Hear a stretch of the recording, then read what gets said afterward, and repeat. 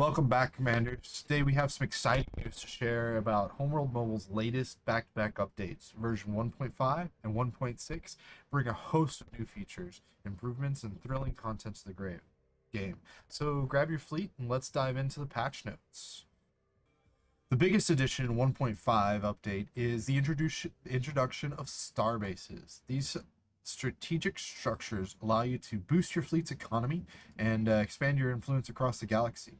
Now, to build Starbases, we're going to need we're going to need to have reached tier 3, and we're going to need at least a reputation level of 5 with the Itekaway, the Tanak, and the Yout factions.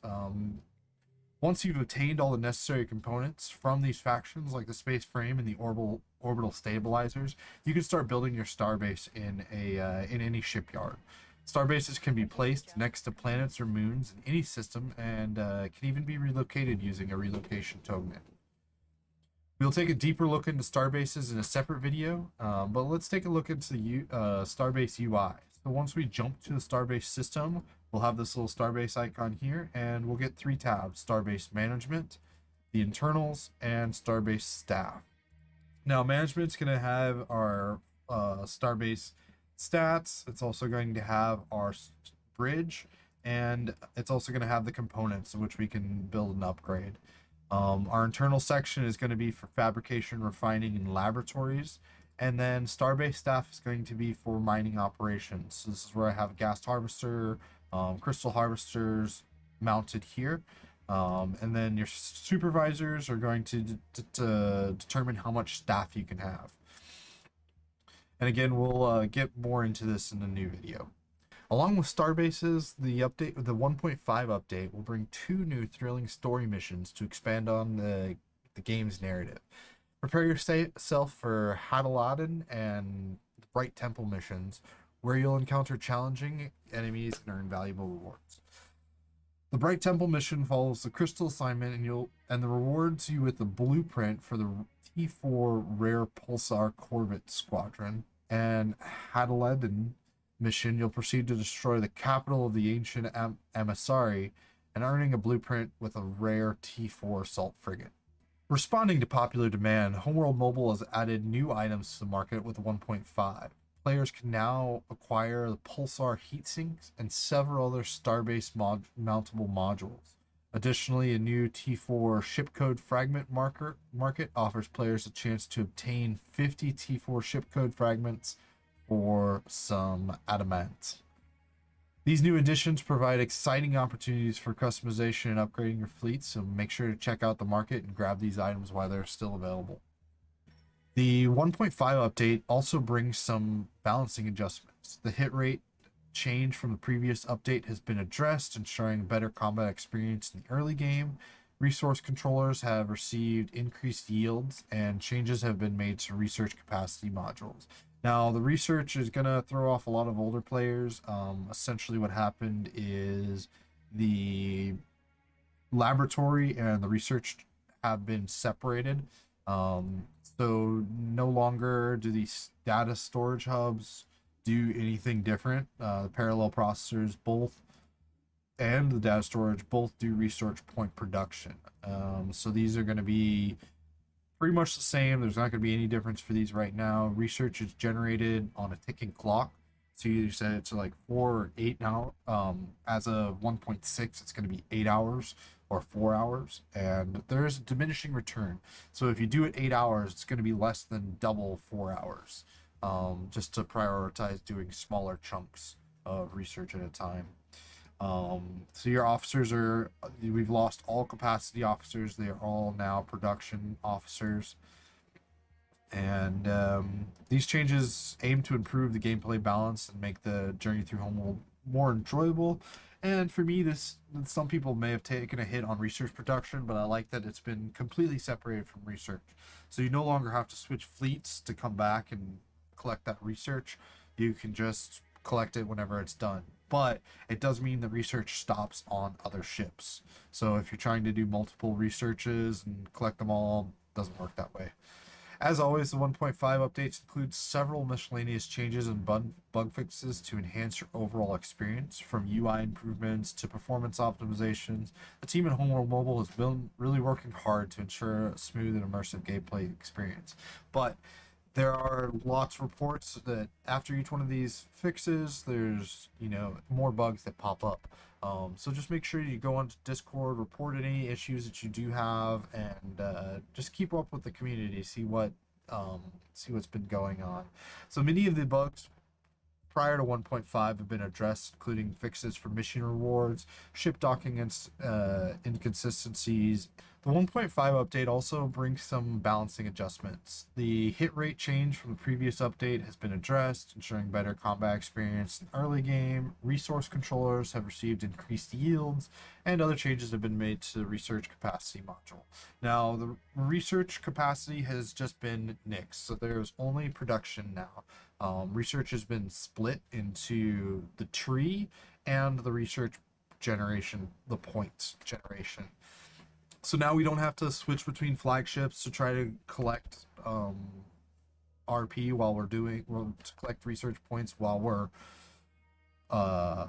doing research. These have been separated out, and our tree is no longer blocking it out. But that means that research stops on other vessels whenever we switch them.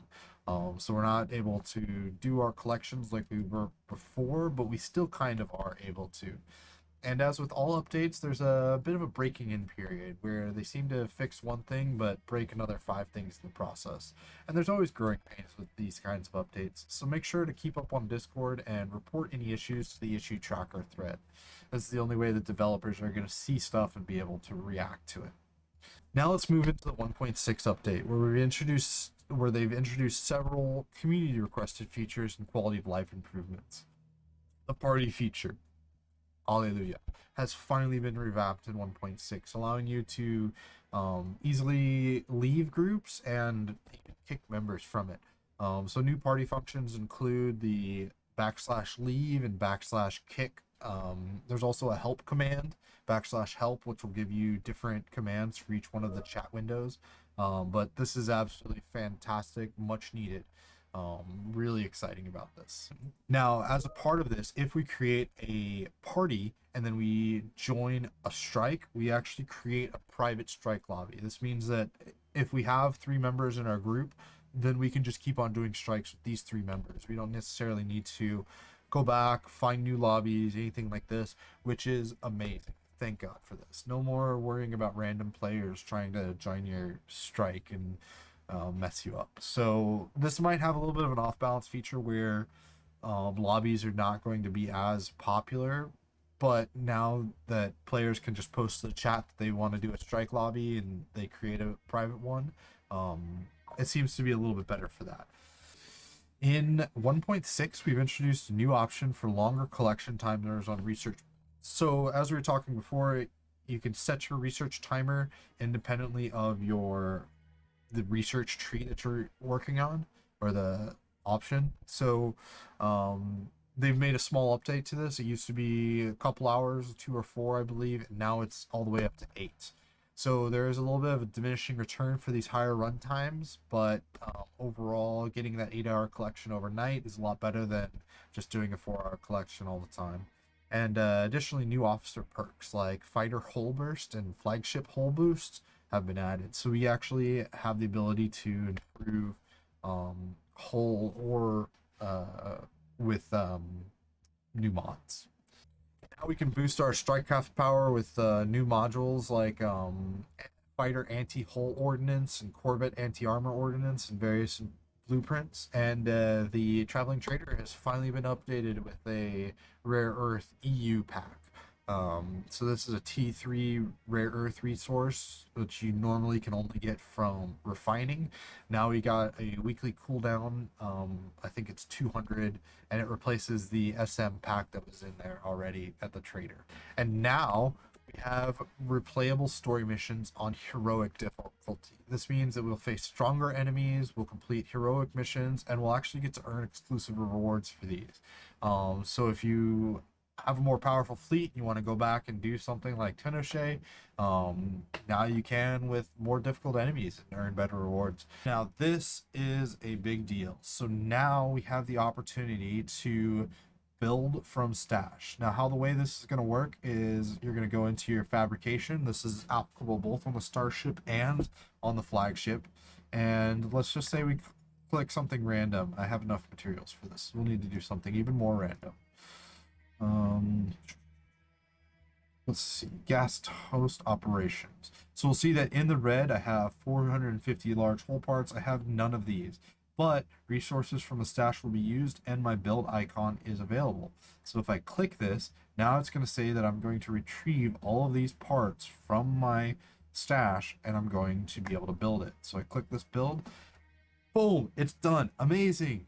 So now we can do this. This also works for refining. So I've been doing a bunch of refining jobs on various flagships, and you can see now that it lists all of my ore that's in my stash.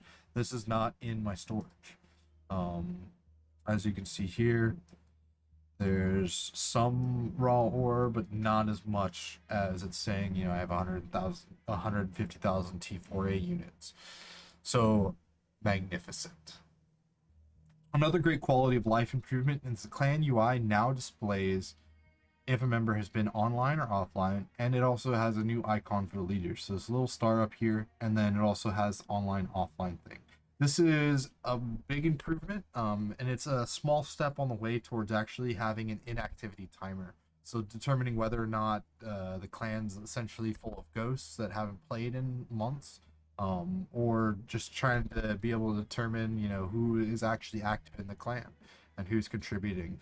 So this is a great quality of life improvement. Now in the storage, items are now sub-sorted by rarity. So this is another great quality of life improvement. We're gonna start seeing, this is actually easier to see in the stash. Some of your stuff's going to get rearranged, and there's essentially 3 tiers to sorting. So the first tier is going to, or the first sorting tier is actually going to be tiers. So tier 4, 3, 2, 1, all the way down to 0. And the second is going to be epic common rare or epic rare uncommon. So you'll see that all my tier 4 stuff is now up at the top. Now all my tier 3 epic stuff, and then my rare stuff, followed by uncommon, down to common stuff. This is fantastic, and it's a great quality of life improvement. I'm really glad this got implemented.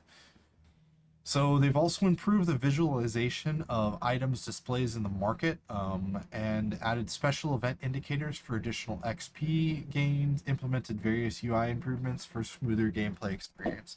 So what I found that this has done is, one, it's added a liaison XP tag during the little scrolling thing from side to side at the end of the item display. This also has updates to the markets. We'll see now that there's actually quite a few bundles here. We have a carrier T3 bundle. Now this comes with a custom skin, both the T1 and the, wow, there's T1 carrier. Well, the T1 carrier and the T3 carrier both have a custom skin on them. So that's really cool if you like that kind of thing. Some of the UI has changed a little bit. See that this kind of moves back and forth if you haven't purchased, or if you've purchased all the officers, they might actually disappear. And overall, great. I'm happy that these little things are getting added, because it's just it's always about the little things, right? And as with every update, Stratosphere has been hard at work fixing bugs and making the game even better. They've addressed several issues with research, point capacity, Starbase modules, turret damage.